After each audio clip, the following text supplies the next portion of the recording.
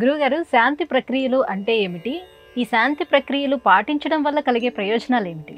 శాంతి ప్రక్రియలు అనేకం.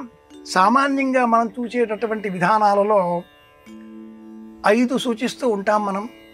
మణి, మంత్ర, యంత్ర, తంత్ర, ఔషధములు అనేవి ఈ 5. గ్రహగతులు ఉపయుక్తంగా లేనప్పుడు, మనకు ప్రయోజనం కలిగించేవిగా లేనప్పుడు ప్రత్యామ్నాయ మార్గాలలో ఈ శాంతి ప్రక్రియలను అనుసరించాలి.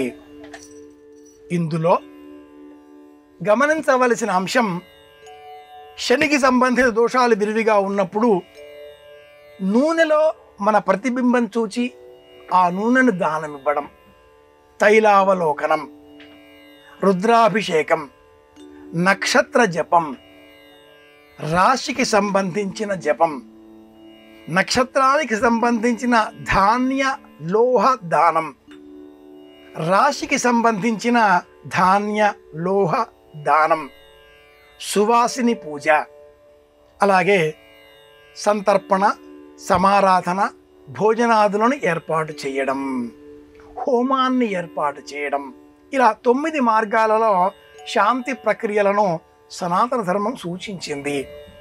అన్నింటిలోకెల్లా కూడా శ్రేష్టమైనది జపం చేసుకోవడం అని కూడా ఈ విధానమే తెలియజేసింది. ఏదైనా ఒక మంత్రాన్ని స్వీకరించి మన మనస్సులో మనం జపం చేస్తే మనోబలం పెరుగుతుంది, సంకల్ప సిద్ధి కలుగుతుంది. గ్రహగతులు కావచ్చు, లోకరీతులు కావచ్చు, పనిచేసే చోట కార్యాలయంలో తోటి ఉద్యోగుల సహాయ సహకారాలు లోపించవచ్చు, మనోవ్యాకులత కలగవచ్చు, చిత్తైకాగ్రత లోపించవచ్చు, స్థిరచిత్తం సడలిపోవచ్చు, మనపైన మనకే విశ్వాసం పోవచ్చు.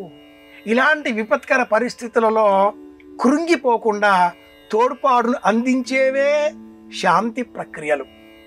వీటిలో అద్భుతమైన శాంతి ప్రక్రియ జపం అంటుంది ధర్మశాస్త్రం.